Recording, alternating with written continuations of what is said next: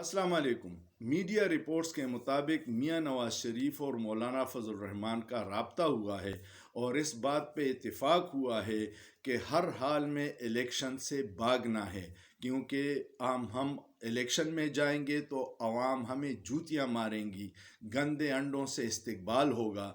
जो महंगाई 10 माह में हुई है उसके बाद तो ये लोग मुंह छुपाने के काबिल भी नहीं रहे। तो इसलिए ग़ुलाम अली जो गवर्नर है, जो रिश्तेदार है मौलाना फजल रहमान का, वो इलेक्शन कमीशन और सुप्रीम कोर्ट का फ़ैसला मानने से इनकारी है और इलेक्शन के ऐलान में ले तो ला से काम ले रहा है, डिले टेक्टिक्स इस्तेमाल कर रहा है।